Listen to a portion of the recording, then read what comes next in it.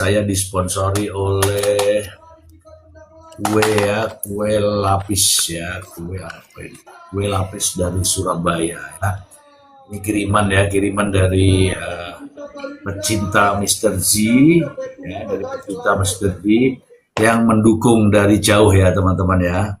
Ini untuk menemani live katanya.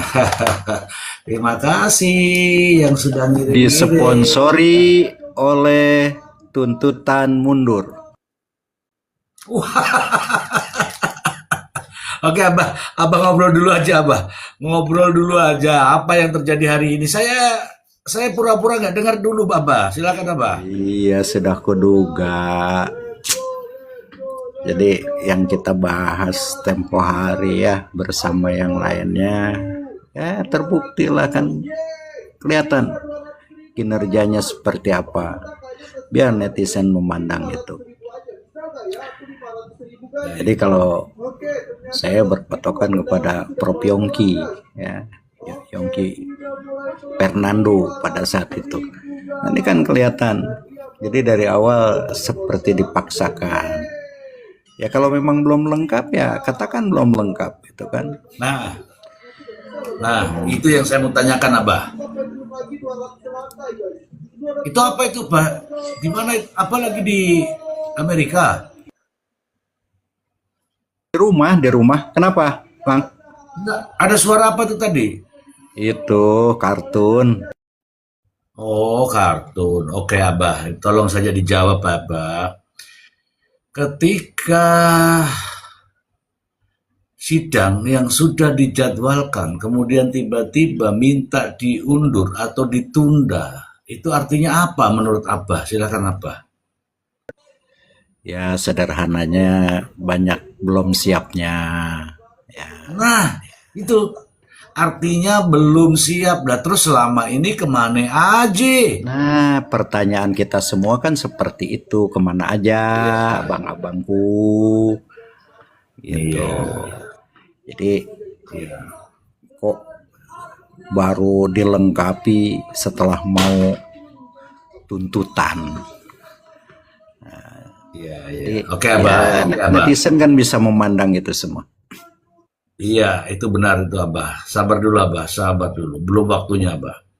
Saya kabarkan dulu kepada teman-teman semua bahwa sidang yang sudah dijadwalkan seyogyanya hari ini adalah menghadirkan ahli digital forensik.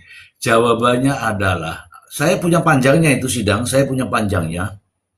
Jawabannya di sidang itu adalah begini. Terkait dengan ini sudah menunggu hasil, terkait dengan ini baru mulai. Yang digital forensik ini nampaknya baru mau akan dimulai. Untuk ujinya baru mau akan dimulai.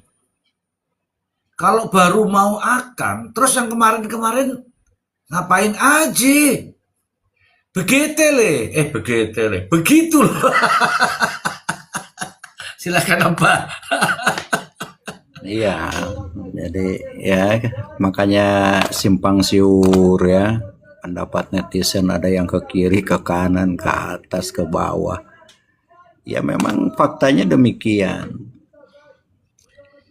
Kan kalau mengikuti itu biasanya bisa terbaca dari awal penyidikan, rekonstruksi, semua itu kan dilengkapi semua gitu kan. Nah jadi berawal dari gonta-gantinya PH, gonta-gantinya keterangan. Nah ini kan makin multitafsir di antara yang mengamati ini semua. Ada apa sih yang sebenarnya gitu kan, boleh karena sajiannya ya seperti ini. Kalau betul-betul dijalankan secara normatif, artinya tahapannya kan udah jelas, udah paham lah semua yang dibahas di sini kan. Ada banyak praktisi, bahkan ada profesor semua.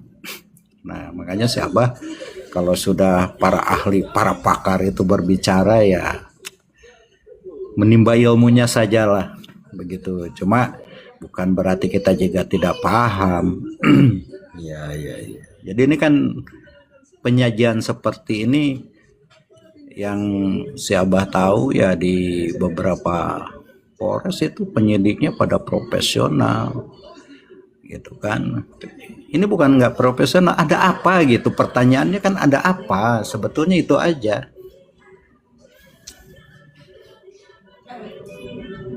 Kok mau transparan aja agak-agak sulit gitu ya, seperti dipaksakan. Oh ini, oh kekurangan ini ya. Jadi kalau seperti nyetir kayak baru belajar gitu. Itu kayak baru belajar. Kalau orang profesional kan nggak begitu. Oh tahapannya ini, tolong dilengkapi. Baru saya P21 kan. Ah itu. Oh ini kurang ini, tolong dilengkapi. Buat apa diadakan P18, P19 ya kan? Nah, jangan main tarik P21 kemudian ya barangnya seperti ini akhirnya. Kelimpungan. Iya. Begitu Pak Bos. Siap, terima kasih Abah. Ini teman-teman di pada nonton doang, nggak ada yang tap-tap layar Abah. Gimana Abah itu? Ya buat netizen yang baik-baik, nah, ya kan, tap-tapnya kita kencengin, ya kan, biar algoritmanya terbaca. Typing aja. Kita di sini sharing ya, artinya khususnya si Abah tidak ada kepemihakan kemanapun. Cuma proses hukumnya tolong dong ajarin kami secara baik dan benar menurut KUHAP yang berlaku. Kalau KUHAP lama nggak usah dibahas lah, ini udah KUHAP baru gitu kan. Jadi fungsinya pengacara kalau yang dulu pasif sekarang udah aktif gitu di KUHAP baru. Keren. Abah ini hari apa sih Bah? Abah hari apa nih? Malam Jumat kita gas. Oh malam Jumat ya. Biasa Abah, mohon maaf Abah, malam Jumat saya harus sisiran dulu Abah. Iya dong, harus sisiran dulu, pakai sisir pink ya kan? Iya Bah, ini masalahnya kalau nggak sisiran nanti dikira nggak ikut malam Jumat. Kita malam Jumat teman-teman ya. Ini malam Jumat atau malam Minggu? Ya boleh dikatakan boleh malam Minggu juga lah. Tapi faktanya malam Jumat boleh. Kita berpendapat mau malam Minggu juga boleh lah. Suka-suka aja kita, ya kan? Iya. Itu. Aduh. Oke, jadi itu aja.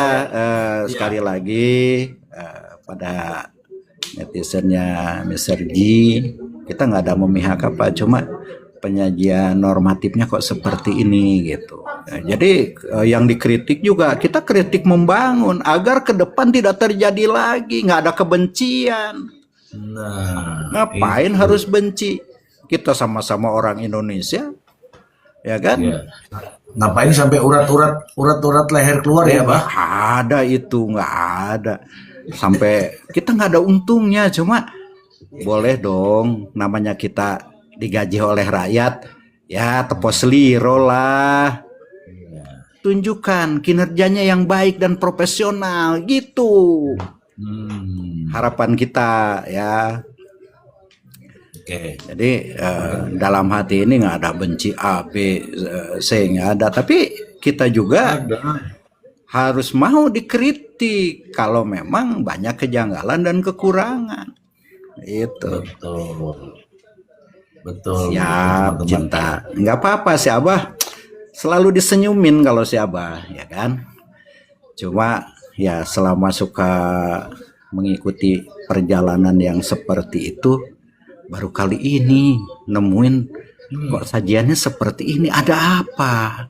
Yang sebenarnya gitu di dalam hati si Abah banyak bertanyanya. Biasanya kan nggak seperti itu. Tahapannya ini clear. Ya. Gitu. Nah ini sampai mundur, maju, gitu kan. Oke Abah, sabar dulu Abah. Ini teman-teman dari mana aja sih? Saya mau menyapa dari mana aja ya? Dari Indonesia, luar negeri, mancanegara, nyata atau maya ini. Ya teman-teman silakan. Teman-teman boleh saya sebutkan daerahnya masing-masing ya. Saya sebutkan dulu. Lucy, Malaysia, terima kasih Malaysia. Bidan Nunung, Kota Tangerang, terima kasih. Depok Angel, terima kasih Depok. Banten, halo Banten. Jawa Timur, halo Jawa Timur. Sorong hadir, ini Sorong nih. Yono, Sorong. Cinta, saya dari planet. Oh, dari planet. Umui Mi, Indramayu dari Taiwan. Jember. Lah kok cepet banget sih. Pak Mile Sorong juga ada. Papua. Ya, dari mana? Dari mana? Abah silakan baca, Abah. Tapi agak cepet ini, Bah. Kayaknya teman-teman pada cocok-cocok Ya, gitu. Singapura. Oke, thank you. Zimbabwe. Bang Mile dari Zimbabwe. Dikirain Mana dari itu? Oman, Bang Mile. Kemarin udah kalah 3-0 ya. Brebes, Madura, siap. Gresik, Gresik. Ya, Gresik lu, Gresik. Kamboja, Blora. Planet Mars ya. Barat berarti ke Mars ya. Malang, siap. Ya. Wuhan. Wuhan Waduh, itu dari Cina ya? Korea, dari mana-mana ini sudah hadir rupanya ya. Jadi ya perlu ditambahkan, kita sangat prihatin dengan kejadian ini. Korban sudah ada. Jangan sampai ada korban berikutnya. Kalau memang dia bersalah, hukum seberat-beratnya. Kalau ada pelaku lain, tangkap. Jadi biar arwahnya juga tenang di sana, begitu. Ya, harapannya seperti itu, Bang Ji. Nah, ini kan udah mulai pada naik. Ada Bunda Aisyah, ada Bang Mile. Silahkan dilanjut, Bapak host. Oke. Bang Mile, silakan Bang Mile langsung. Selamat, Ibsen, apa selamat kabar? malam Mr. Ji, salam hormat. Abah, Malam, selamat malam. malam, Assalamualaikum selamat warahmatullahi malam. wabarakatuh. Mbak Aisyah, ya. Lah turun ya. Jadi gini Ya, Mr. dia Ji. lagi nyusui anaknya. Jangan diganggu. Ya kalau saya sih, ya benar kata Abah tadi, prihatin terhadap korban, turut berduka cita mendalam. Tetapi juga begini Mr. Ji, menyoroti terkait persidangan. Dari awal kan juga kuasa hukum korban ya juga sangat benar-benar meyakini ini dia pelakunya. Tetapi begitu jalannya persidangan, pihak JPU belum siap dengan pembuktiannya terkait CCTV dan juga hasil uji lapor darah tersebut, darah yang ditemukan di toko yang diduga adalah darah korban Budi. Kan diundur lagi. Jadi kan masyarakat juga bertanya, kenapa nih kok diundur lagi? Dengan alasan jaksa belum siap dengan pembuktiannya. Bang Ai, naik dulu Bang Ai. Seharusnya kan sudah matang ya Mr. Z, dari awal sudah dilakukan dulu uji digital forensik. Itu kan pasti seandainya tadi benar dihadirkan atau sudah hadir bukti tersebut, pasti akan dipertanyakan oleh Pak Tony RM. Saya yang bukan praktisi hukum aja bisa bertanya seperti ini. Ahli, apakah barang bukti tersebut setelah dihadirkan baru dilakukan uji digital forensik memiliki penilaian yang sah? Pasti kan ahli mengatakan tidak. Dengan pertanyaan itu aja sudah patah Mr. Ji pembuktian CCTV. Iya. Sekian Mr. Ji. Oke, terima kasih pembukaannya. Ini sebenarnya sesuai prediksi ya teman-teman. Sesuai prediksi, ada kok di VT-VT saya memprediksi itu. Ya kan? Oke. Yang memprediksi sebenarnya Bang Ai. Bang Ai silakan. Bang Ai. Ini Bang Ai sudah memprediksi sebelumnya teman-teman. Jadi terus gimana itu kan tidak utuh jadinya. Kalau memang dari awal, ya jujur saja kalau dari awal itu sudah siap semua, tidak ada itu. Tadi Abah sudah mengatakan bahwa inilah bentuk ya bukti bahwa tidak siap. Bukti tidak siap ya, kalau tidak siap itu artinya coba ada kata-kata begini nih. Belum kami lakukan dan itu baru dimulai. Baru dimulai itu artinya apa? Selama sekian bulan tuh belum dilakukan. Ya, silakan Bang Ai. Ya, silakan. Maaf, harus ganti ke headphone karena lagi rame nih anak-anak. Iya. Oh. Ya. Iya nih. Selamat malam Abah, selamat malam Bang Mile. Malam Bang. Mr. Z. Selamat malam Ini Bang. menarik. Akhirnya prediksinya Mr. Z jalan betul nih hari ini. tepat. Nggak ada berapa ahli digital forensik yang datang. Alasannya ya kalau jaksa alasannya kayaknya apa? Terlalu Baru sempit dimulai. waktunya atau terlambat ya. Iya. Mm-mm. Hmm. Ya tadi gimana Mr. Z? Tadi saya lagi nge-switch headphone jadi nggak terdengar pembicaraan terakhir. Ya, pembicaraan terakhir silahkan Bang Ai gitu. Oh gitu. Iya, Tembak lagi. itu langsung terakhir. Iya, iya. Tapi ya yang menarik tadi kayaknya sepertinya tolong dikoreksi kalau saya salah tafsir dari pembicaraan hakim ya. Kayaknya digital forensik tidak akan dimajukan lagi karena yang berikutnya tanggal 17 itu tinggal DNA ya. Betul nggak ya? Silakan. Bilangnya sih ya tunggu tanggal 17 apakah bisa dihadirkan semuanya baik DNA maupun digital forensiknya. Ya kita lihat jangan sampai nanti tanggal 17 lebih parah lagi gitu. Ya kita simak aja. Tapi kalau sampai hari ini aja banyak senyumnya kita. Kok persidangannya kayak begini ya gitu. Ya seperti itu. Ya kalau Bang Ai bilang dalam persidangan yang lalu, yang sebelumnya itu Bang Ai itu mengkoreksi.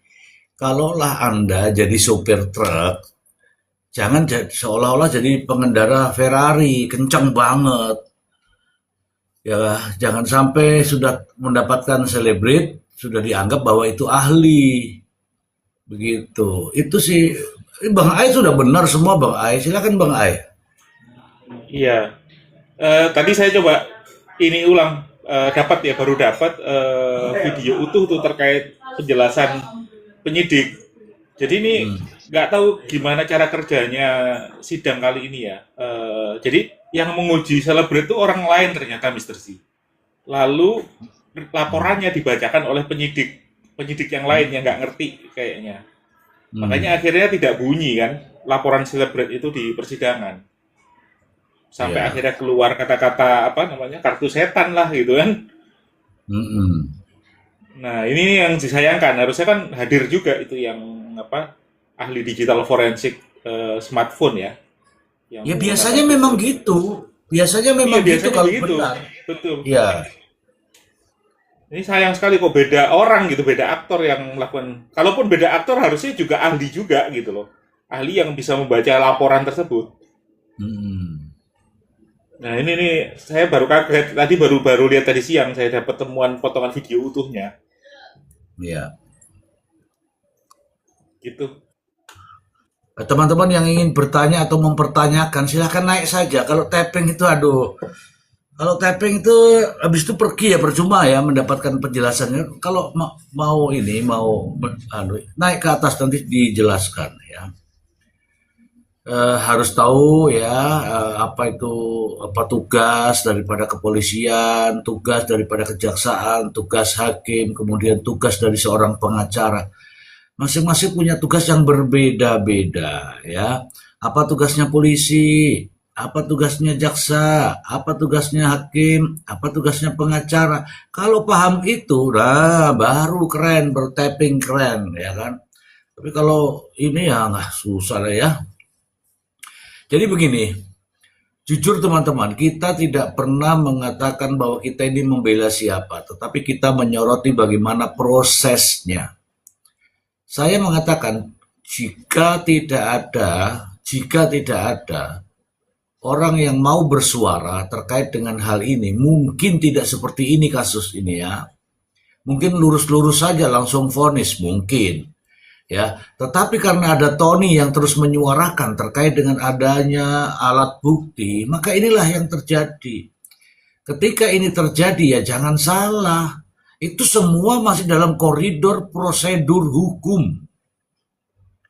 Ya, koridor masih ada koridornya.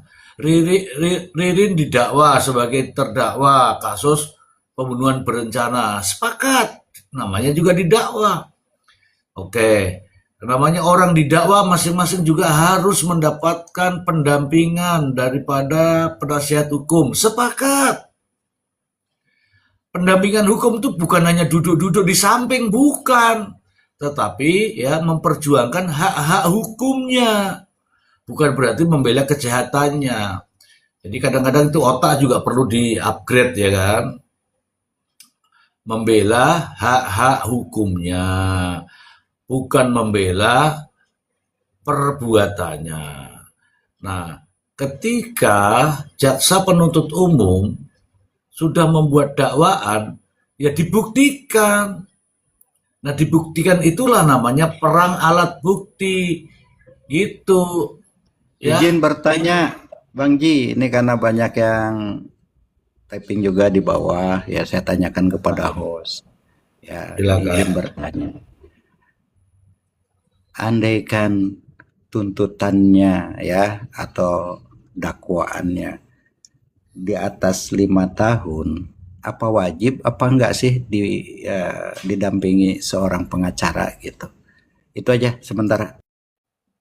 Iya, ancaman ya. Kalau ancaman di atas 5 tahun, wajib untuk didampingi oleh pengacara. Wajib, namanya wajib tuh harus. Begitu, Abah. Clear ya. Jadi yang bertanya kenapa si A mendampingi ini, udah clear tuh. Saya pertanyakan dengan Bang Ji. Nah, kalau ancamannya di atas 5 tahun itu wajib. Ya, siapapun dalam kasus apapun. Karena kalau udah dikatakan wajib, dia nggak bakalan bisa P21 kalau tidak ada PH-nya. Demikian ya Bang Ji kalau tidak salah. Betul, Abah. Betul. Itu sudah nggak salah itu. Nggak salah. Udah nggak salah itu. Betul. Jadi kalau teman-teman yang ingin bertanya, pasti kita jawab. Yang ingin tahu, pasti kita beritahu. Masalahnya kalau sudah datang ke sini dengan kebencian, nah itu saya tidak tahu harus bilang apa. Harus bilang apa. Jadi gini teman-teman, Ririn Priyoka itu wajib didampingi oleh pengacara. Wajib didampingi pengacara. Apalagi dakwaan jaksa ini ancamannya adalah ancaman hukuman mati. Maka tidak mudah ancaman hukuman mati pasrah saja, terserah, nggak bisa. Harus dicari dulu bagaimana caranya. Minimal tuh pengacara berjuang bagaimana caranya agar kliennya itu tidak dihukum mati misalnya. Begitu. Ya, bukan berarti ingin membebaskan, bukan. Nah, dengan cara-cara inilah cara yang diinginkan sebenarnya. Teman-teman pengacara semua juga harus begitu. Celah-celah yang didapatkan sebagaimana dakwaan jaksa itu dimanfaatkan oleh pengacara-pengacara. Pengacara-pengacara yang profesional ya, yang bukan hanya duduk foto itu percuma itu. Ya, pengacara yang profesional. Apalagi ya di sini ya, apalagi ya ini. Yang penting masih dalam koridor. Kalau sudah bicara koridor, kalau masih wilayahnya ya sah-sah saja. Kalau kecuali kalau sudah melampaui batas kewenangannya ya, melewati koridornya ya silahkan dilaporkan. Ngono loh. Aduh, ini kalau nggak ada jelita rasanya nggak enak ya, Bah. Iya, menambahkan sedikit ya. Jadi Bah. di hukum di kita kan tidak debat kusir, artinya masing-masing ada bagiannya.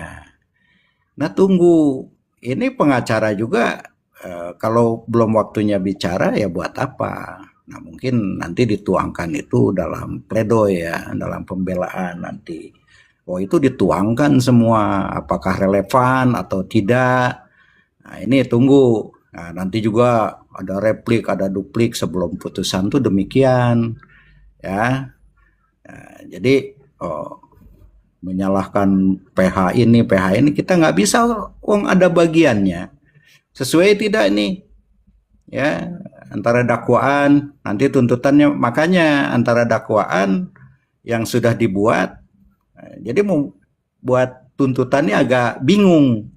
Nah, makanya ditunda, dimohonkan kepada hakim. Demikian, terima kasih Bang Ji. Ya, ya artinya kan belum siap. Kalau sudah ada dakwaannya, sudah mengarah begitu. Kemudian fakta-fakta persidangan, sampai fakta-fakta persidangan diungkapkan, sudah dikasih jadwalnya tanggal segini silahkan bacakan tuntutannya. Enggak juga. Tanggal segini silahkan hadirkan ahli digital forensik. Enggak juga. Ya, apa boleh buat. Ini saya ucapkan selamat datang. Cerita silakan tuh parutnya. Assalamualaikum warahmatullahi wabarakatuh. Oh, udah terbuka mic-nya ya. Waalaikumsalam. Ya, silakan. Malam Abah, Mr. Z, Abah, Bang Mile, Selamat Bang malam, Aisimi, Mbak Jelita. Malam Mbak Jelita. Mr. Z. Apa? Mr. Z tahu acara main hakim sendiri nggak, Mr. Z? Tahu? Yang ada Desta itu loh. Ya, coba cerita Bagusan langsung sidangnya ceritakan. itu daripada sidang Indramayu, Mr. Z. Ya, lanjut. Ya kan, secara itu dari awal waktu saat itu di P21 kan penyidik udah menyerahkan berkas CCTV, ada CCTV juga kan di dalamnya, bukti CCTV. Kenapa nggak prepare Ya, ahli di situ? Lalu kenapa jaksa P21 kan tanpa adanya ahli? Mereka kan bukan amatiran, Mr. Z. Udah kayak jaksa magang kalau kata aku. Mereka bukan amatiran kan, harusnya udah ada gitu loh. Semua itu udah ada. Ya mau gimana lagi, tadi itu kalau lihat kesannya dari yang utarakan oleh jaksa itu ya kayaknya sih diplomasi aja lah pembicaraannya itu, maksudnya alasannya itu. Jadi intinya mungkin nggak bisa menghadirkan ahli untuk forensik, lalu kemudian ahli DNA. Nah ini di ahli DNA, kalau yang saya tangkap Mr. Z, koreksi kalau saya salah, laboratorium forensik maksudnya, yang untuk DNA, ini ahlinya nggak didatengin nih Mr. Z, hanya BAP-nya doang yang dibicarakan, yang dibacakan maksudnya. Benar begitu nggak Mr. Z? Kalau yang ya saya tangkap justru sih tadi begitu. ya. Kalau hasil nanti justru nanti bagaimana inilah yang akan dibaca oleh siapa namanya? Oleh Tony. Ya, oleh Tony. Nah, nanti pada saat Tony bicara, Tony itu tidak langsung bantah ya teman-teman ya. Karena jatahnya dia itu kan di pledoi teman-teman. Kadang-kadang teman-teman tuh kenapa nggak dibantah? Bukan begitu caranya. Begini Bu. Yang saya tahu tadi intinya adalah ditunda ya. Kita tanda kutip saja. Begitu kata-kata ditunda artinya apa? Ada yang tidak siap. Ada yang tidak siap. Kalau tidak siap tuh artinya apa? Artinya apa? Ya kembali lagi tidak profesional. Kalau yang ada bahasa-bahasa karena itu mah alasan. Begitu. Cerita. Siap Itu Mr. Z. alasan. Lalu Alasan. kemudian, oh ya, siap Mr. Z. Lalu kemudian BAP daripada ahli laboratorium forensik yang akan dibacakan ini kan sebenarnya merugikan nggak sih buat Tony? Karena dia kan nggak bisa bukan menyangga, maksudnya nggak bisa bertanya lebih jauh. Begitu juga hakim nggak bisa bertanya lebih jauh. Itu gimana itu Mr. Z kalau soal itu? Karena kalau keahlian itu biasanya orang yang memeriksa bawa hasilnya dan orangnya sekaligus.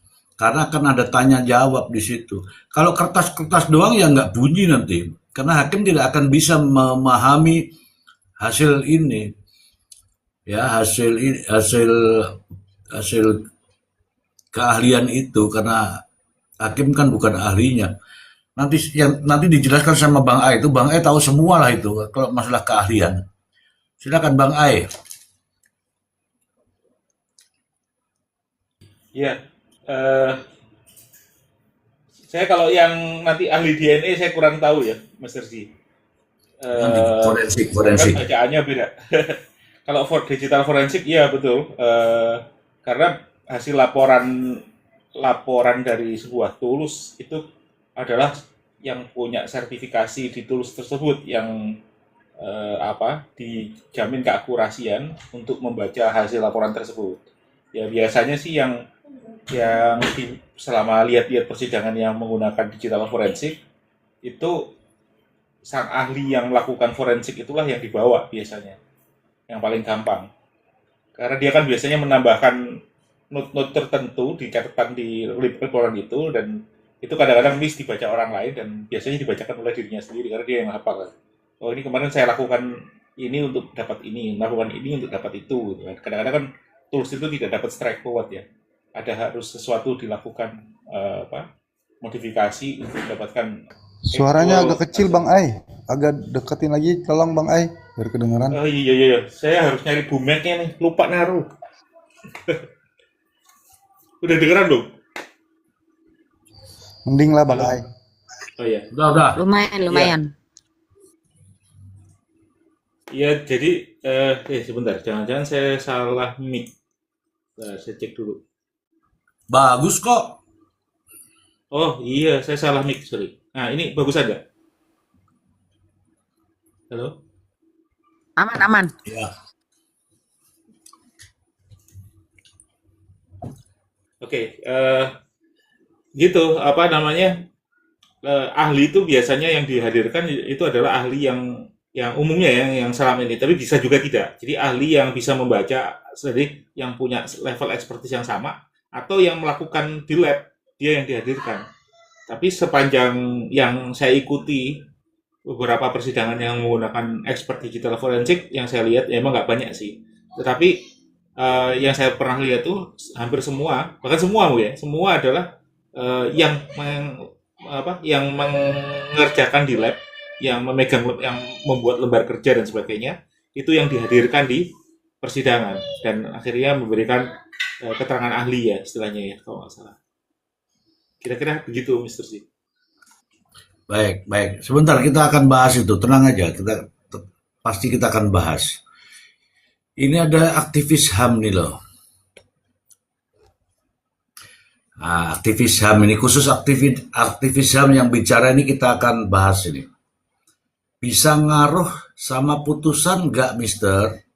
Kalau ditunda-tunda. Ya kalau ditunda itu artinya tidak siap. Ya, tidak siap. Bukan berarti tidak siap. Siap itu gampang, tapi bahan yang mau disiapkan tuh nggak ada. Bahan itu ada, tapi untuk disajikan sebagai alat bukti yang sah itu yang tidak bisa, gitu loh. Andai kata ini ya, andai kata. Mohon maaf saja ini teman-teman ya, saya biar jelas ngomongnya nih. Nah, oke ya. Teman-teman, mari kita sharing semua nih, termasuk Abah, Mile, Bang Ai, Jelita nih. Mari kita sharing. Andai kata alat bukti berupa yang ditunggu-tunggu ini adalah digital forensik itu pun tidak hadir.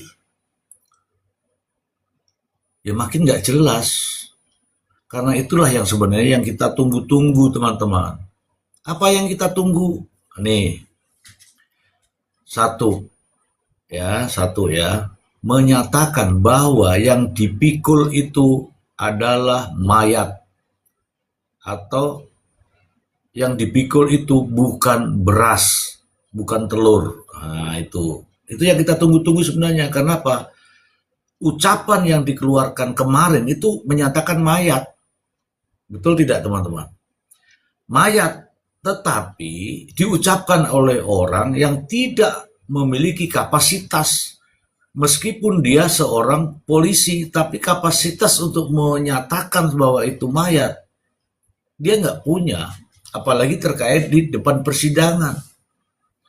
Oke, yang kedua adalah CCTV yang menyorot dari toko bangunan itu, toko material itu.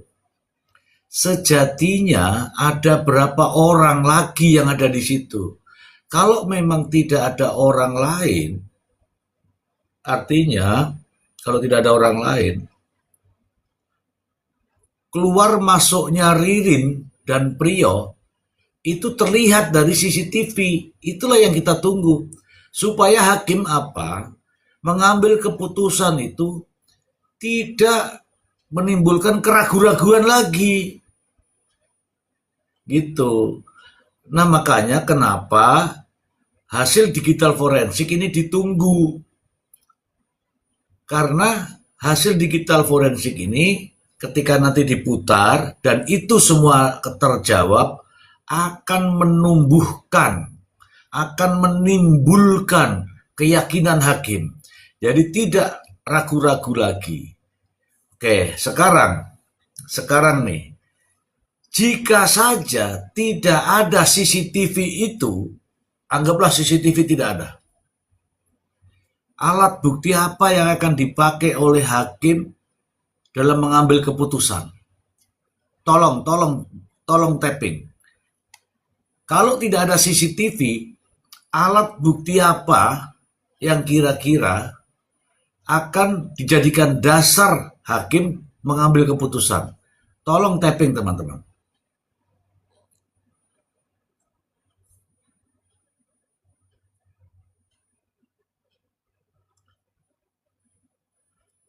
Oke. Dasarnya, oke. Oke. Ada yang Priyo, ada yang, iya, iya benar-benar ya, terus.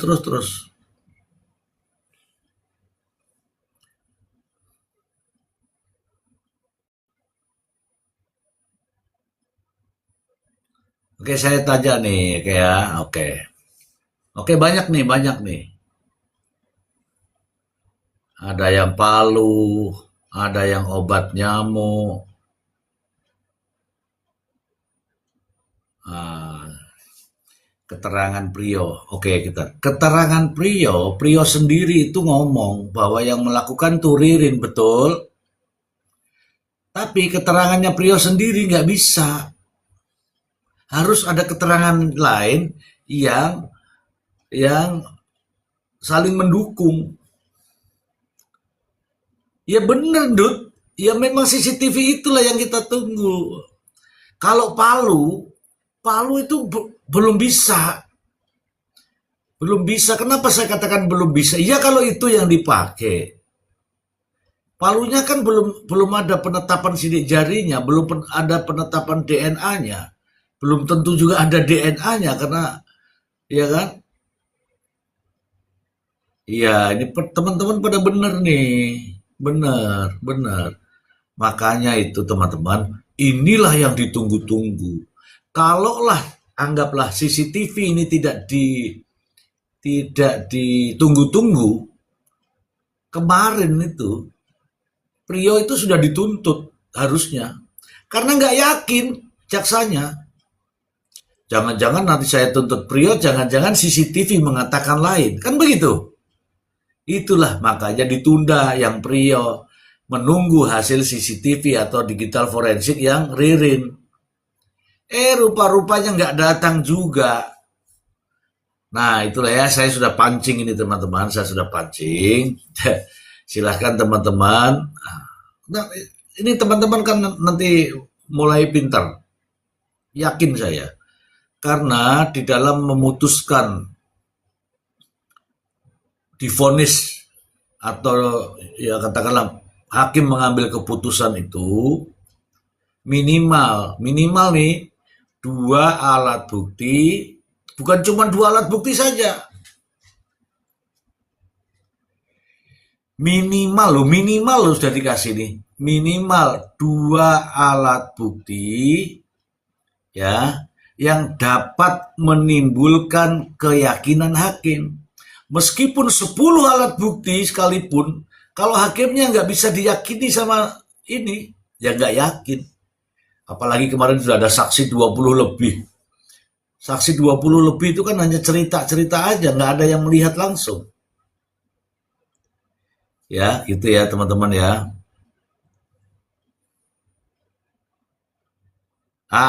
Ini BCTL, ini pertanyaanmu saya prioritaskan, tapi nanti dijawab sama Bang Ai. Ini pertanyaannya, Mr. Z. Maaf mau tanya, apakah digital forensik bisa dimanipulasi? Bang Ai, jelaskan dulu Bang Ai. Sangat mungkin untuk dimanipulasi ya. Kalau Ya. apa? Digital forensik itu paling gampang malahan.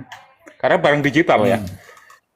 Ya. Kalau barang apa istilahnya hardware agak lumayan rumit gitu kan, physical harus crafting dan sebagainya. Nah, kalau digital gampang, apalagi sekarang dengan AI ya. Video diganti mukanya, kemudian bikin video fake AI. Itu udah banyak kejadian yang jadi korban. Gitu. Jadi kalau ngomongin digital itu paling gampang sebenarnya dari dulu. Kalau dulu sebelum AI ya misalkan tempel foto, dulu kan banyak tuh isu-isu tempel foto video sur, misalkan apa foto sur, mukanya siapa, badannya siapa nggak tahu. Nah seperti itu sering terjadi. Paling gampang malahan. Chance-nya. Nah nanti Oh. apa Paling namanya gampang kan? metode metode untuk membuktikan ini asli atau tidak ya tergantung kasus ya. Kayak misalkan foto, ada foto yang pakai format apa, tekniknya apa. Format lain lagi, tekniknya lain lagi. Video juga begitu, sama. Begitu kira-kira misteri. Ya, artinya bisa ya, bisa teman-teman, bahkan dikatakan sangat gampang. Nah, makanya karena sangat gampang itu, makanya undang-undang membatasi harus asli, harus asli.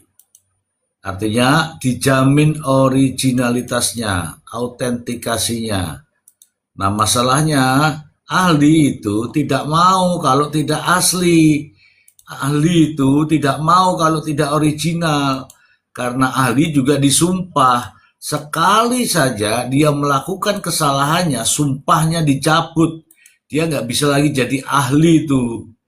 Kenapa? Karena sudah bikin manipulasi. Gitu teman-teman. Ayo nanya lagi teman-teman. Ini pertanyaannya saya prioritaskan tadi ya, BCTL ya. Sudah saya jawab, sudah saya berikan penjelasan. Kalau ada sambungannya silahkan ditanyakan lagi ya. Bisa ya, bisa. Tapi orang lain loh ya. Katakanlah saya bisa melakukan itu. Karena hanya untuk kepentingan saya. Tapi kalau untuk kepentingan peradilan itu harus asli. Harus asli. Begitu BCTL. Terima kasih. Yulia, 2 alat bukti itu pun nggak meyakinkan, Mister, kecuali sidik jari dan palu. Itu baru meyakinkan. Iya, saya bilang 2 alat bukti, walaupun ada palu, jangankan kok palu 1, palu 100 di situ, ya, itu juga tidak bisa menjadikan ini. Kenapa? Harus ada persesuaian antara sidik jariku tuh ada di dinding atau sidik jariku ada di palu, gitu loh. Kira-kira yang pantas yang mana kira-kira? Terkait dengan pemukulan, sidik jariku ada di dinding atau sidik jariku ada di palu? Kan begitu. Ya, harus ada Palu, Mister. persesuaian. Ya, silakan. Kamu cerita bacakan nih tappingan-tappingan yang sifatnya pertanyaan tolong bantu saya karena saya juga lagi menerima email nih. Baca. Mister, nih ada pertanyaan lagi. Kalau JPU tidak memenuhi saksi ahli lagi gimana katanya? Oke. Oke ya. Tadi saya sudah ulas terkait dengan keyakinan hakim. Yang namanya alat bukti kan bukan hanya keterangan ahli saja. Nah, alat bukti itu kan ada satu saksi, keterangan saksi kemarin sudah, kemudian ada lagi keterangan ahli, ada lagi surat, ya kan, ada lagi elektronik, barang bukti, keterangan terdakwa, ya kan, kemudian hal-hal lain yang berkaitan dengan itu yang untuk membuat perkara itu menjadi terang. Jadi alat bukti itu ada 8 ya kira-kira. Nah, hakim diminta itu sekurang-kurangnya itu 2. Tapi harus bisa meyakinkan hakim. Kalau semua itu ada, semua ini ada, 8-8-nya ini ada, tapi enggak hakim enggak yakin, ya hakim juga akan mengambil keputusan dengan keyakinan hakim sendiri. Karena apa? 8 alat bukti tadi itu alat bukti yang kaitannya dengan ahli itu baru salah satu, ya, baru salah satunya. Nggak apa-apa sebenarnya, tidak ada keterangan ahli pun nggak apa-apa. Yang penting ada saksi-saksi lain atau alat bukti yang lain yang berkesesuaian, yang mampu menimbulkan keyakinan hakim. Bahkan hakim sendiri pun, ya, mohon maaf nih teman-teman, hakim sendiri pun punya kekuasaan. Pandangan hakim itu menjadi alat bukti sekarang ini. Nah, kira-kira apakah yang sudah disajikan ini sudah bisa meyakinkan hakim? Sudah bisa meyakinkan hakim. Ya, faktanya hakim minta kok digital forensik supaya dihadirkan. Seandainya ini tidak mampu dihadirkan, ada alat bukti lain. Ada alat bukti lain yang sudah disajikan, tapi apakah alat bukti itu mampu membuat hakim menjadi yakin? Itu masalahnya. Silakan baca lagi cerita.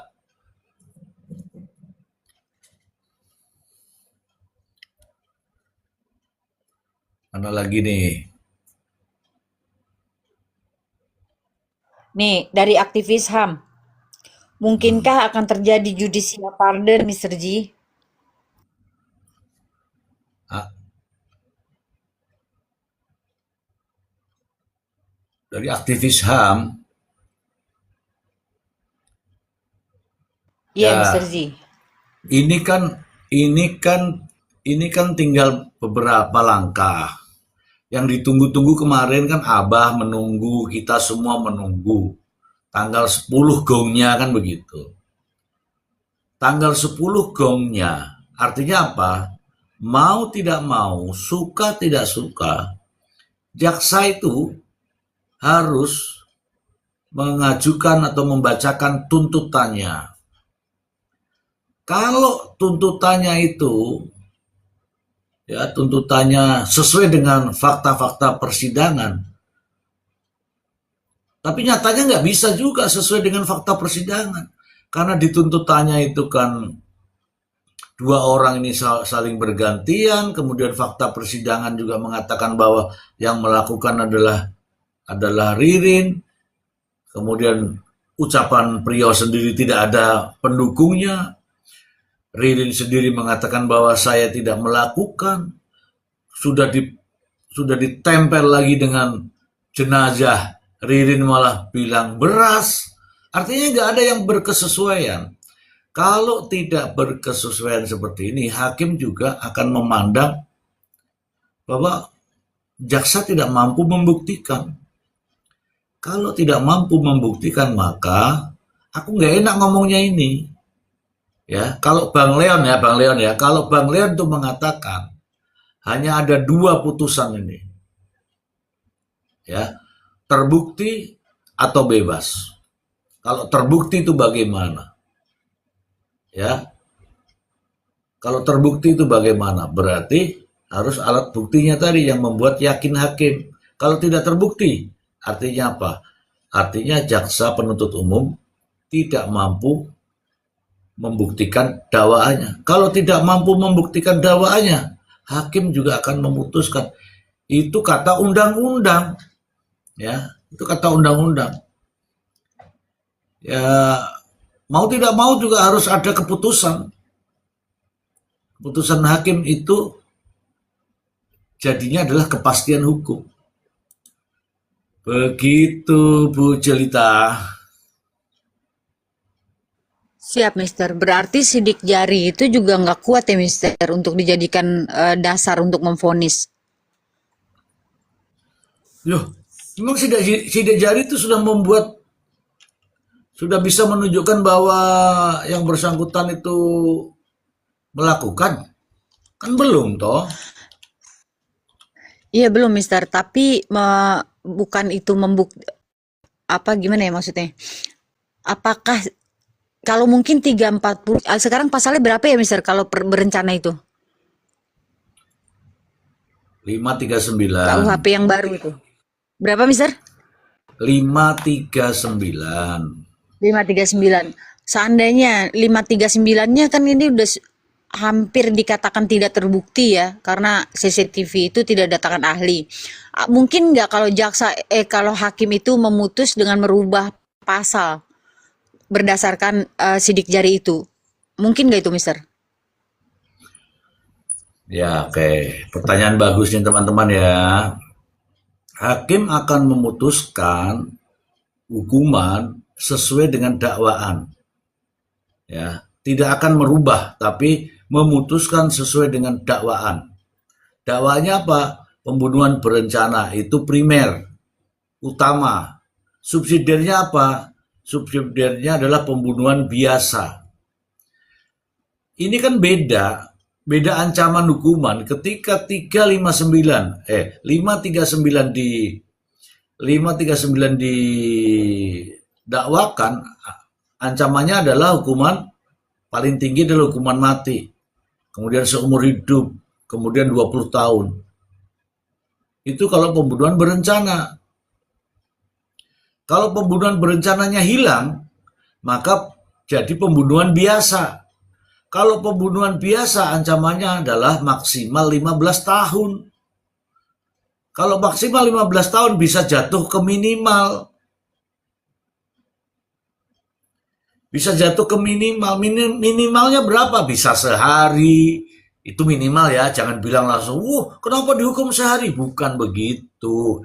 Ini kan bahasa minimal. Maksimalnya 15 tahun, minimalnya ya sehari. Mr. G, dukung nih untuk divonis 1 hari. Ini memang koplak kadang-kadang, enggak gitu ya. Nah, masalahnya di situ, Bu. Kalau jatuhnya nanti hakim memutuskan mengambil dasar pembunuhan biasa, terus bagaimana dengan palu yang katanya dipersiapkan oleh dakwaan jaksa itu, katanya palu sudah tanggal 24 dipotong terlebih dahulu, kemudian dimasukkan tas, kemudian menelpon terlebih dahulu. Padahal kalau pembunuhan biasa mah spontan ya. Nah ini kan sudah dipersiapkan. Jadi itulah yang jadi problem di dalam dakwaan ini. Begitu Bu Jelita. Berarti maju kena mundur kena ini ya vonisnya, Mister. Bebas sudah. Ya. Ini gini loh teman-teman, kaitannya dengan yang ditanyakan aktivis HAM itu. Ini tuh pembunuhan, korbannya manusia banyak ya, katakanlah banyak nih, 5 orang ya. Kalau hanya untuk dimaafkan dia enggak lah, enggak. Cukup diketahui saja ini bersalah atau tidak bersalah. Kalau bersalah ya divonis, kalau tidak bersalah dibebaskan. Kalau pemaafan itu artinya bersalah tapi dimaafkan kan, maksudnya begitu kan? Ya enggak lah. Ya kalau bersalah ya dihukum, harus pasti, tidak boleh keraguan-raguan. Beda kalau ada kasus-kasus yang kaitannya yang ringan-ringan itu ya. Contoh nih, mohon maaf ya, buang sampah di jalan, kemudian ya masih bisa dimaafkan lah gitu. Tapi kalau sudah pembunuhan ya mana itu harus dihukum ini. Oke, lagi, tanya lagi, bacakan lagi. Kalau kalau jelita ngantukan susah tuh jelita itu Ya, ngomong sambil tidur tuh jelita itu. ini Mr. Ji ada ingin naik nama jenderal. Jika diperkenalkan izin menyampaikan pendapat saya, Mister katanya. Ada itu jenderal. Nama Jenderal. akunnya Oke, jenderal. kalau mau pendapat ya kita berikan. Mana nggak ada kok, nggak ada minta Minta naik. minta naik dulu Abang Jenderal. Minta naik dulu nanti bisa dinaikkan sama Mr. Z. Yang ada nih Bang Ide Kado nih. Hmm.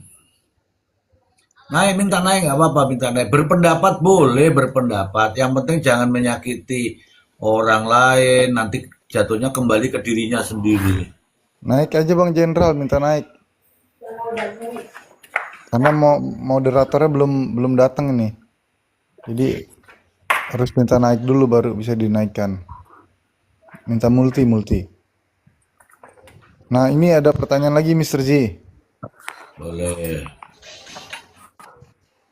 Tadi dari Angel Maharani.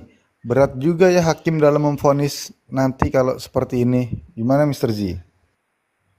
Oh iya, hakim itu kan harus mengedepankan. Oh iya, hakim itu kan harus mengedepankan. Oh iya, hakim itu kan.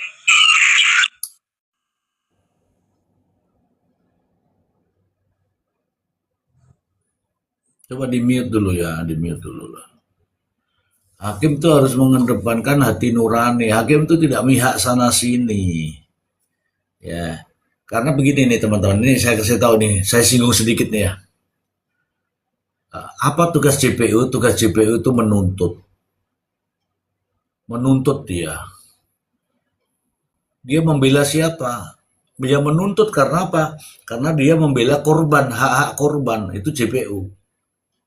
Terus terdakwa. Terdakwa itu di mata JPU harus dihukum. Ini logika ya. Namanya juga jaksa penuntut umum. Terdakwa di mata JPU harus bersalah karena sudah dibuat dakwaannya itu. Nah, tugas pengacara adalah membela hak-hak hukum terdakwa. Jadi memang ini bertentangan nih. Jaksa sama pengacara itu bertentangan. Kamu kok nuntut ini gimana? Ini kan begini ya, ini pokoknya gitu ya. Ada pertentangan di situ.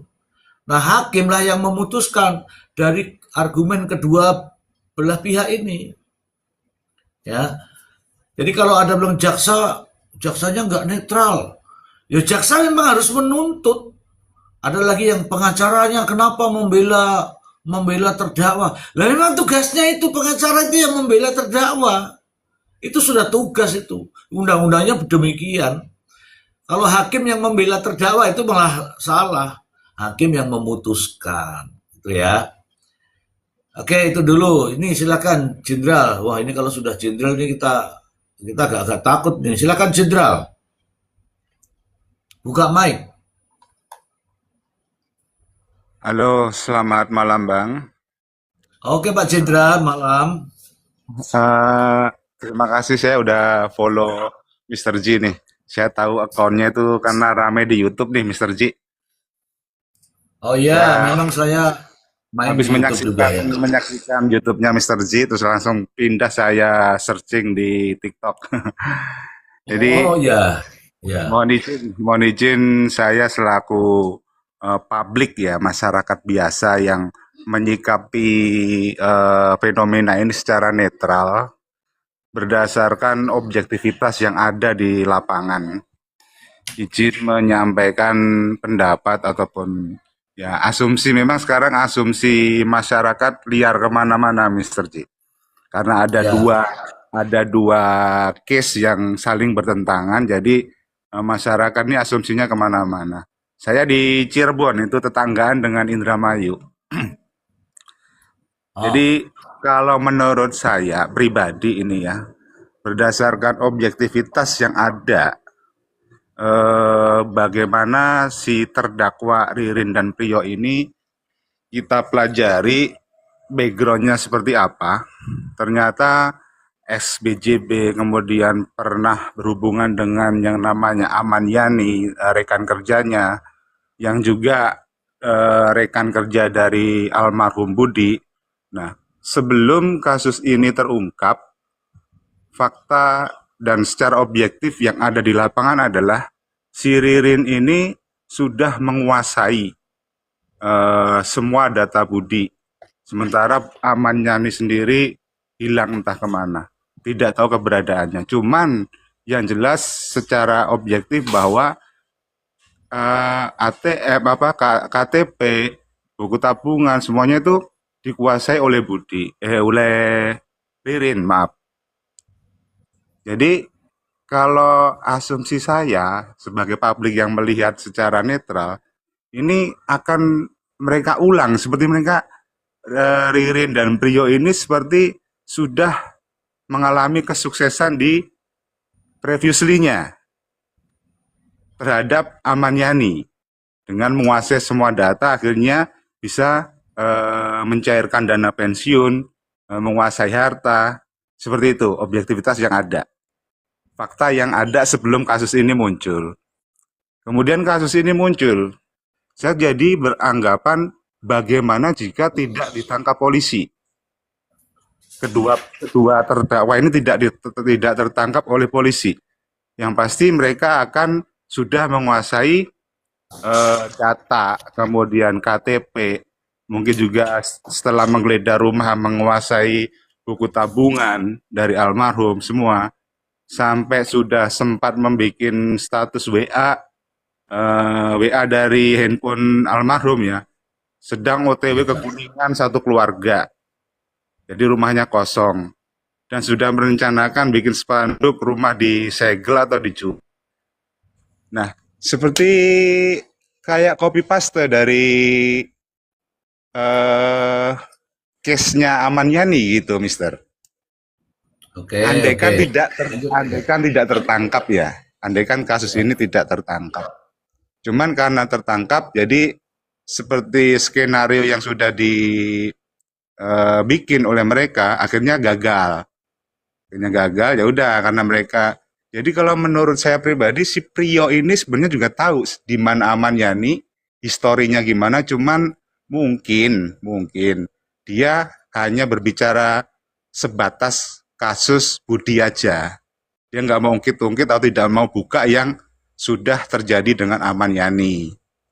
Nah ini hanya pendapat pribadi ini, Mister. Cuman yang saya lihat secara kalau orang Jawa bilang itu titen itu artinya pola yang ada itu pasti akan kalau dia sukses dia akan terapkan lagi di proyek selanjutnya.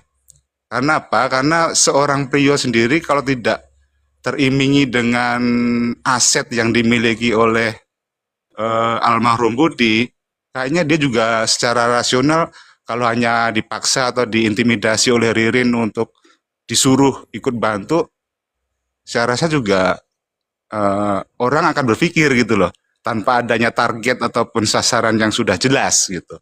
Dengan adanya rumah tingkat, dengan adanya mobil, dan aset yang lain. Itu kan kalau semua keluarga dihabisin, kemudian data dan semua istilahnya almarhum dia kuasain, nanti akan dibikin skenario keluarga itu hilang setelah berpiknik. Kemudian rumah ditempel, disegel atau dijual. Kemudian nanti akan muncul surat kuasa palsu untuk mungkin menjual atau gimana. Nah itu bisa saja seperti itu. Cuman ini mohon maaf hanya asumsi saya pribadi sebagai publik yang hanya melihat fakta ataupun objektivitas yang ada di lapangan tanpa berpihak ke mana-mana gitu. Cuman lihat fakta aja sebelumnya seperti ini, sekarang, dan kita bisa melihat pola yang akan datang tuh kira-kira dari para terdakwa itu ya begitu-begitu juga. Karena begini Mister, mereka juga, si Ririn juga kan sudah tercatat sebagai residivis. Artinya residivis kasus kekerasan. Artinya dia udah bukan awam lagi dengan tindakan kekerasan gitu kan. Itu sih Mister, izin. Terima kasih. Oke. Ini menarik ini. Silakan Tapi kalau mau dikomentari. ya, ini menarik. Tapi saya harus tanya. Ya, saya harus tanya. Jangan sampai Anda nonton Facebook jadinya nanti. Oke, saya tanya dulu, Jenderal. Nonton Dracin. Ya, nonton Derajin. Jadi gini, Jenderal. Jenderal tahu nama Aman Jani, tahu nama Aman Jani dari siapa? Tahu nama Aman Yani itu setelah muncul disebut oleh Ririn. Jadi sebelumnya kita tidak tahu kan. Stop. Kalau Ririn membunuh Aman Jani, kenapa Ririn ngomong tentang Aman Jani? Satu, Hmm. aku membunuh orang, saya yang sebut sendiri, artinya saya kan akan membuka sendiri, ya nggak? Logikanya. Anda mengatakan logika Anda, saya menggunakan logika Anda nih, ya Ya, nggak? Ya, ya. bukan saya pelakunya adalah Aman Jani. Padahal kalau Aman Jani sudah tak matiin, ngapain saya sebut? Berarti saya buka sendiri. Bisa jadi. Logika. Betul. Logikanya di situ. Oke ya. Cuman Jadi, maaf Mister, mumpung masih di case ini, di case-nya si Aman Yani. Bisa juga logika yang berbeda seperti ini Mister. Jadi saya akan sebut si pelakunya ini adalah orang yang memang sudah tidak ada. Dengan harapan bahwa ya nanti polisi tidak akan mendapatkan orang ini sehingga kasus ini tidak akan terungkap. Jadi tidak bisa dibuktikan. Makanya nanti saya bisa bebas kalau tidak bisa dibuktikan. Bisa juga logika seperti itu. Jadi dia mengalihkan ke sesuatu, ke pelakunya ke orang lain yang mana orang lain itu udah nggak bakal ditemukan. Jadi tidak akan bisa dibuktikan. Bisa juga seperti itu, Mister. Lanjut, Mister. oke. Tapi jangan dipotong. Kalau saya ngomong jangan dipotong. Biar kita adu argumen, adu logika. Kalau dipotong kan siap. berarti kan sudah panjang tadi kan. Saya sudah tulis semua ini. Ya, oke. Kalau Aman Jani dinyatakan hilang sebagaimana Anda sampaikan tadi terkait dengan biar dia selamat, gitu kan. Lo Aman Jani itu pegawai bank yang tiap bulan tuh terima gaji. Kalau terima gaji artinya tiap bulan tuh masih ada uang. Nah, kan harus ditelusuri lagi ke sana. Saya kira tidak semudah itulah itu, ya kan? Oke, yang berikutnya. Anda tahu apa itu residivis? Iya, Apa itu? residivis itu orang yang pernah berurusan dengan hukum, pernah di pengadilan pernah diputus sebagai orang yang terhukum, Mister. Ya, oke, gak apa-apa. Itu pendapat Anda. Nah, Anda mengatakan bahwa Ririn adalah residivis, betul? Iya, Oke, sekarang saya tanya, residivis kasus apa dia? Berapa lama dia dihukum? Di mana dia dipenjara? Kaitannya dengan apa? udah.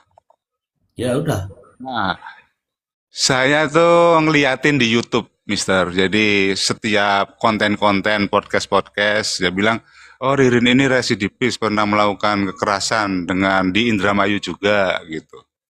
Kalau saya Ya, sendiri tidak mengenal Ririn, jadi tidak tahu dia berantem dengan siapa, korbannya bagaimana, tidak tahu, hanya saya mantau di mana YouTube, karena semenjak kasus ini rame itu memang menarik kita semua sampai kita aja mau tidur aja tuh mantau dulu perkembangannya bagaimana, baru iya, nanti iya. bisa tidur. Setiap hari begitu, Mister. Ya, Asik. benar. Oke. Gak ada masalah, Pak. Gak ada masalah.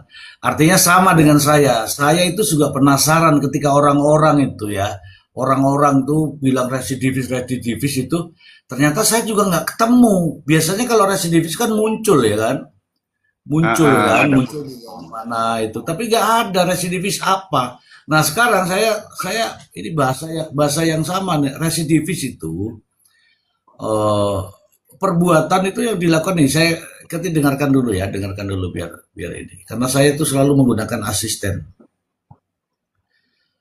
Hmm. Jadi tidak bisa kalau dikatakan bahwa dia berurusan dengan polisi, dia berurusan dengan pengadilan, dia divonis kasus selingkuh misalnya.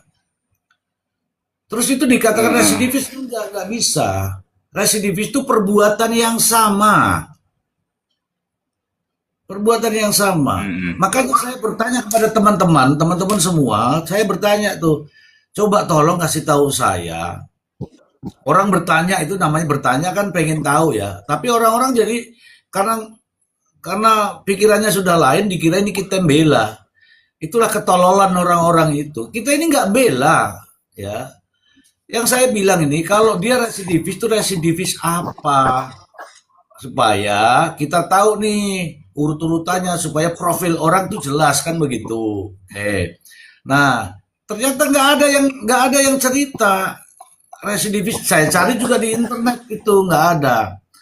Ya, ini asisten saya ngomong dulu lah.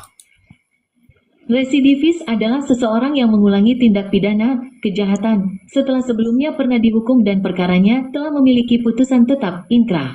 Oke, mengulangi. Kata-kata mengulangi itu yang begitu dilakukan lagi, yang begitu dilakukan lagi. Kalau ini dia terkait dengan pembunuhan, kalau dia residivis berarti dia melakukan pembunuhan sebelumnya. Kan begitu nih.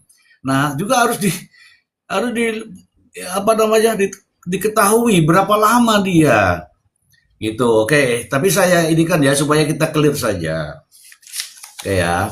Saya tadinya juga sama dengan Anda itu mencari-cari sama persis. Persis. Iya. Ini kok kaitannya dengan Ahmad Yani? Ahmad Yani itu siapa? Ahmad Yani ternyata yang mengungkapkan adalah dia sendiri. Prio dan Ririn itu dicerita pada saat ditanya sama si Tony. Tony, ya. Ya kan? Nah, terus saya juga berpikir, jangan-jangan nih si Ahmad Yani ini dimatiin sama Ririn. Tapi kenapa ya kalau dia matiin kok justru dia buka sendiri? Wah, ini pasti ada sesuatu. Ya, kalau itu yang muncul di benak Anda sama sebenarnya dengan saya. Tetapi pikiran saya buat lebih luas, nggak simpel ke situ. Karena di situ ada ternyata Ririn itu juga ponakannya sendiri. Ponakannya sendiri, namanya ponakan sama paman itu kan sudah tahu sendiri ya, ada hubungan kan di antara mereka. Nah, apapun hubungannya itu kan episode 1 ya. Jadi kita nggak tahu ya kan? Saya, teman-teman semua itu tidak tahu bagaimana peristiwanya Ahmad Yani ketika itu, apakah itu kredit fiktif, siapa-siapa yang menerima itu kita tidak tahu. Yang kita tahu adalah episode 2 ini. Ini episode 2 namanya nih. Pembunuhan 5 korban, betul ya? Pembunuhan 5 korban kita tahu, pembunuhan 5 korban, tetapi akhir-akhir ini muncul teriakan yang namanya Ahmad Yani. Dari situlah sehingga KDM membahas mengenai Ahmad Yani, orang tuanya, istrinya Ahmad Yani cerita tentang mantan suaminya, tahu bahwa Ahmad Yani itu hilang sudah sekian lama, tahu itu Ahmad Yani tidak pernah nengok anaknya. Nah, itulah baru kita tahu nih setelah Ririn dan Prio di penjara mengucapkan nama Ahmad Yani, betul? Yes. Nah, sebelumnya kita tidak tahu nih Bang, sebelumnya kita tidak tahu. Nah, masalahnya sekarang kalau tuduhan ke situ itu sah-sah saja. Sepanjang bisa dibuktikan nanti kan ini kan sudah dilaporkan tuh Ahmad Yani ya. Nanti larinya kemana kan silakan mereka. Ya, tapi munculnya Ahmad Yani itu justru dari mulut mereka sendiri. Mulut mereka sendiri. Oke, gitu dari saya ya. Iya. Iya, jadi Tambahin dikit membingungkan. boleh, Mister? Boleh. Jadi gini, Mister. Berarti yang Mister tadi dijelasin sama asisten Mister, tapi kayaknya nggak pakai lipstick hari ini itu asisten Mister ya? Yang dijelasin sama asisten Mister itu contohnya gini, dulu Ririn maling ayam, lalu sekarang dia mengulangi kejahatan yang sama yaitu maling ayam. Itu dikatakan residivis, baru bisa dikatakan residivis. Begitu Mister? Betul. Perbuatan yang sama. Siap. Betul. Lalu kemudian saya mau menanggapi sedikit ini dari Bang Jenderal ya Bang Jenderal. Yang namanya asumsi itu kan dinamis ya. Kalau ada fakta-fakta yang keluar artinya asumsi itu bisa berubah begitu ya Bang Iya, Jenderal ya. betul. Siap. Jadi gini, ada indikasi atau dugaan bahwa Aman Yani ini masih hidup. Kalau saya pribadi meyakini dia masih hidup. Kenapa saya bilang begitu, Bang Jenderal? Karena apa? Dari pengacara Prio sendiri menyatakan bahwa ada transaksi di ATM-nya Aman Yani. Artinya bukan transaksi uang masuk ya, bukan hanya uang masuk ya, tapi ada uang keluar melalui ATM. Artinya ada yang mengambil dalam keadaan Ririn itu masih ada di sudah ada di tahanan, sudah ada di penjara. Artinya ada transaksi nih. Cuman sampai sekarang itu masih belum ada pengungkapan. Jadi kalau kita mau bilang kalau Aman Yani udah dibantai sama dua orang ini, ya selain daripada yang dibicarakan oleh Mr. Z tadi itu, logika-logika dari Mr. Z, ini juga bisa menjadi bahan pertimbangan menurut saya. Karena dugaan besarnya itu, dugaan saya dengan dasarnya dari keterangan dari pengacaranya Prio yang sekarang, bahwa ada transaksi di ATM yang uang keluar ya, diambil ya. Itu artinya ada yang menggunakan uang itu. Baik, nah sementara Ririn itu sudah ada di dalam, lalu siapa yang pegang ATM-nya Aman Yani sekarang? Nah itu yang perlu kita kritisi Bang. Jadi kalau mau bilang Aman Yani itu total sudah mati, ya itu rasanya asumsi yang agak-agak bukan bilang keliru ya, kurang tepat lah, asumsi yang kurang tepat karena nggak didamis, nggak menyandingkan dengan fakta-fakta yang baru keluar, gitu Bang. Kalau menurut saya ya, jadi ATM Aman Yani sebenarnya kalau Ririn udah di dalam siapa yang ngeluarin? Kan kita selama ini taunya kan semua data-data ada di Ririn, ya kan? Lalu ada transaksi setelah Ririn itu ada di dalam. Siapa coba yang ngeluarin ATM-nya itu? Nah, demikian Bang dari saya. Miss Bentar, Warung, bentar. Tambahin lagi tentang BPJS yang aktif tuh. Jelita. Siap Mr. Z. Ya, karena kan ada BPJS yang aktif toh. Betul.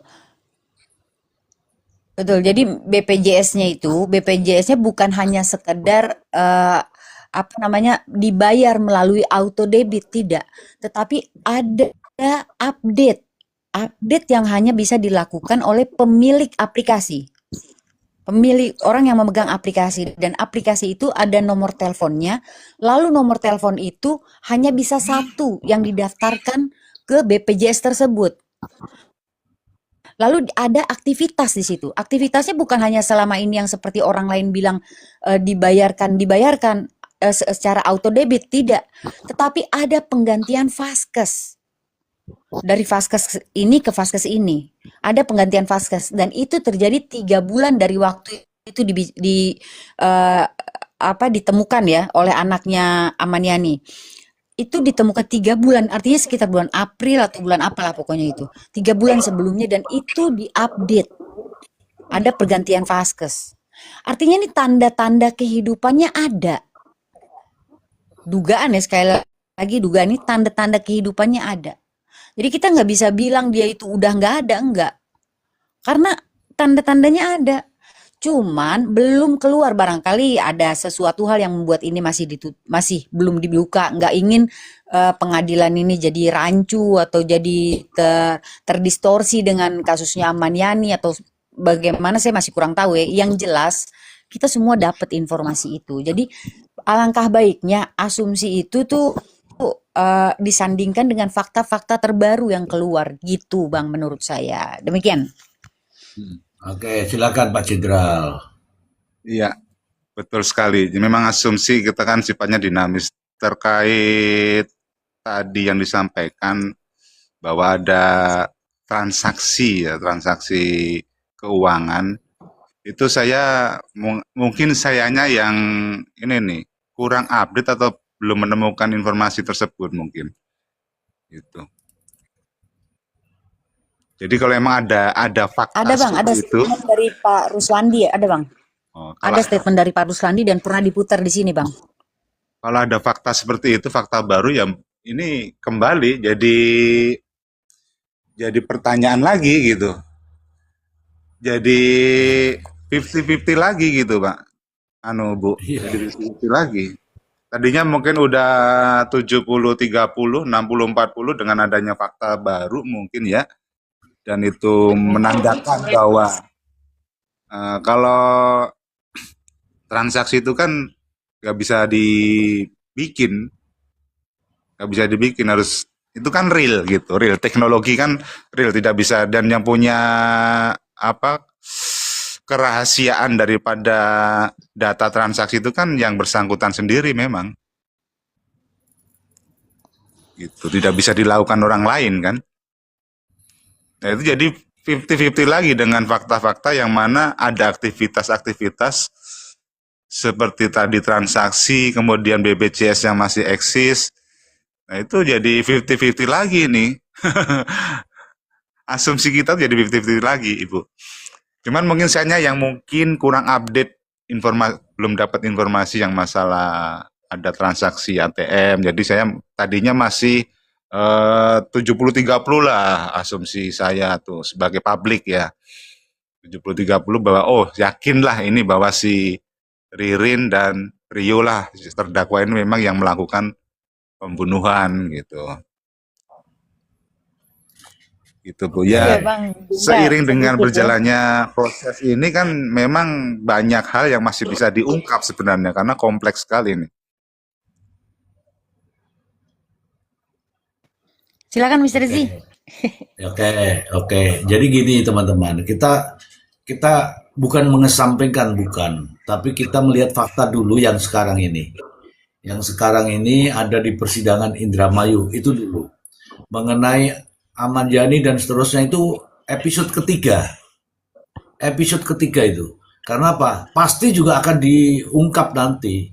Kan sudah dilaporkan tuh bahwa pihak BJB juga melaporkan tentang Ahmad Yani, kemudian pihak keluarga juga sudah dimintai keterangan oleh pihak kepolisian dari Indramayu. Itu nanti itu. Ada keterlibatan atau tidak dalam kasus ini, ya kita melihat dulu fakta-fakta persidangannya. Karena ini sekarang masih bergulir. Tidak ada satupun keterangan yang saling mendukung, tetapi justru saling kontradiktif. Yang satu mengatakan ini, yang satu mengatakan ini. Jadi kontradiktif, tidak ada dukungan ya. Jadi kita di sini berbicara. Makanya tadi kan Mbak Jenderal menemukan saya itu ada di channel YouTube. Itu channel YouTube nggak main-main, itu real itu. Jadi kalau saya penuh dengan kebohongan, manipulasi, mungkin nggak ditonton orang, ya nggak? Karena di situ ditonton orang banyak berbicara. Orang banyak juga komentarnya panjang-panjang.